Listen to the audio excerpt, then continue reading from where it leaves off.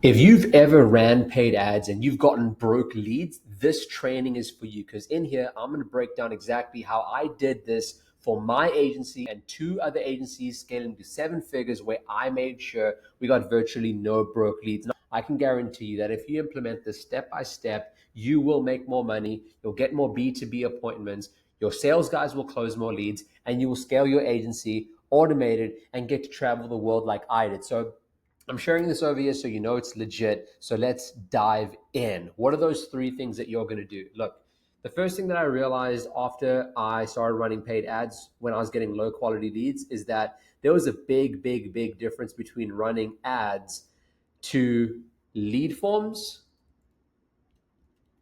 versus landing page. I will 10 times out of 10 absolutely recommend that you run ads to a landing page. Why? Because the truth is that when people are filling out a lead form on Facebook, this is what happens.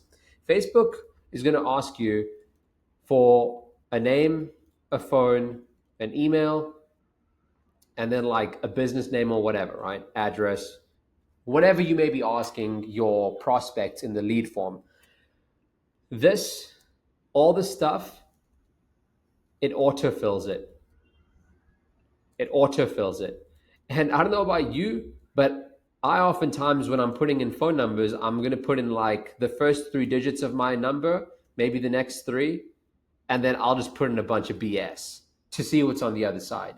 And oftentimes, if you haven't autofilled anything, Facebook is going to see what you signed up to Facebook with in terms of email and phone number and name, and it's going to populate it with that. So you can already start seeing that, excuse me, if you are going to be using lead forms, Facebook wants to make sure that it becomes as easy as possible for the actual individual on their side to fill out the form and get the thing that they want. Now, guess what? This leads to another problem. The second problem that it leads to is that once they fill out the lead form with all their crappy information, you've now taken them from a native experience, meaning on the platform, and if you're trying to book calls, you're going to move them to a call booking page. That's off the platform.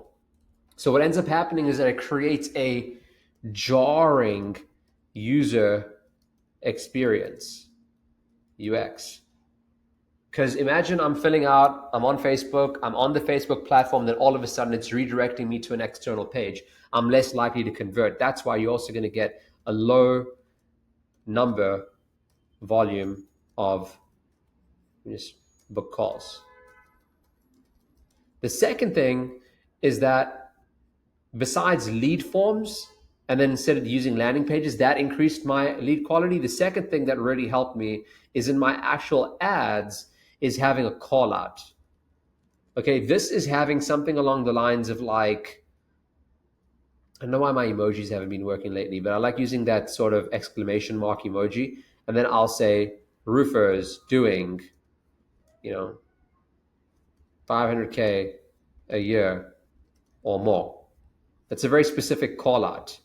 Dentists doing 20 to 30 implants per month, right? You want to have a call out that's going to be industry specific, that's going to call out the actual client that you want to work with. Because if you're making a promise in your ads and then you're not calling out who that promise is for, you're going to get all the broke people that aspire to have that promise. But if you actually call out the individuals that you want to work with, you're more likely to get those individuals. And the third thing that you want to go for, and this is something that I teach my students all the time in my Done With You program, I do this for my clients as well, is something that I call quiz gating. So usually if you are running a landing page, you're going to be asking them a bunch of questions, right? And since I was in the roofing space for a while, I'll use the roofing space as an example. You're going to be asking the question of, for example, revenue, right? You're going to be asking, who are you? You're going to be asking the question of maybe like, what kind of jobs do you want?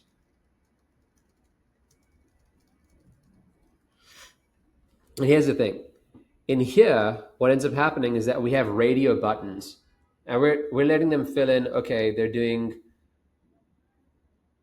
0 to 250K, they're doing 250K to 500K, they're doing 500K to 1 mil, 1 mil plus. Okay. Generally speaking, we want to work with these contractors, right? So if at any time they fill out that they are doing less than 500K, they immediately get disqualified, meaning they can't even book a call. They submit the freaking application, then it's like, sorry, you can't book a call. It's the same thing that happens if when we ask them, we give them the options of sales rep, manager, owner, and then it's a subcontractor. If someone is a sales rep, it's like, dude, we're not going to work with you. We don't work with sales reps. We work with owners of companies. We may work with some subcontractors, and then definitely managers. So you definitely have like the MOs, the chief marketing officers, etc. With bigger companies. We definitely want to speak with them. Now, here's the cool thing that happens. If at any stage someone gets DQ'd, okay, someone gets DQ'd because let me make myself smaller here, because they went ahead and they picked one of these options, then what ends up happening is that we will do something that is a bit more advanced that I highly recommend. Why is this thing so freaking small and thin? That's what she said. Bro, get a load of this. There's something known as lead scoring, okay? I think this is going to be thicker. Okay, whatever. Lead scoring is where when people fill out any of these, or if they're an owner and manager, then we fire the lead event in the pixel. Meaning, if you guide people that filled this out or this out or this out, you guide them to a different landing page. Guide the DQ people to a different page that does not fire the lead pixel event. So in essence, what's going on is that if you are only firing, and this is maybe a bit more of an advanced technique, but I recommend it off the bat as well. If you have a lead event that is firing every time someone fills out the quiz, well, guess what? It's also firing every time someone is unqualified. And the more unqualified pixel fires we get, we're telling Facebook, get us more of these people. But imagine the pixel only fired when the most qualified revenue leads got through, and the actual owners of the company got through, the actual managers of the company got through, the managing directors of like the marketing, for example. Imagine how much more qualified over time our ads would bring in terms of prospects. So it's really these three things: is quiz gating, do a call out in the ad, and then definitely go for landing pages. Look, I'm basically going to give you right now the landing page structure. You first want to have your logo at the top. I'm just going to make this middle, and this is all going to be centered. Have your logo. Make sure it's small. So make sure it's tiny. It doesn't have to be too big. Have your headline. This is going to be your primary promise of transformation, plus the unique mechanism that gets the prospect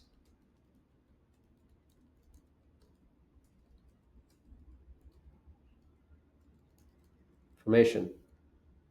That's your headline. Okay? And then you can have a line about a bit more about what to expect from the solution. This will be benefit driven. And then usually we can have some accolades or testimonials. And then generally sandwiched in between there, we will have our call to action, which will be like a apply now, see if there's availability, and that'll lead to a pop-up, or you just have the actual quiz that you would put in the pop-up, right? You either have the quiz open on the landing page so they can go through the questions one by one. How big is your company? What's your role? What's your revenue, etc. Whatever the questions are. Again, we're not going to do lead form, right? We want to have the actual pop-up. And then the other thing over here is going to be, we want to have the actual quiz on the landing page. And then if you do a pop-up, then it pops up to the actual quiz and then they can submit. And then step 2 is going to be the actual booking page. So page 2 equals the booking page with calendar on it. This will probably result in a lower lead volume, but whenever you're trading off whenever you're trying to go for a lead quality, then you will trade off lead volume. And in many cases, I've seen that this hasn't actually resulted in much of a decrease in lead volume at all, especially if you're switching from lead forms to landing pages. So hope this training was helpful. Again, if you want to connect with me, then you can go to my school community. You can hit me up on Instagram as well. I'm always here for you. I also have a done for you agency where if your numbers are looking good, healthy, and you want to scale to the freaking moon, then we may be able to help you, done for you. So I'll see you in the next video. Peace.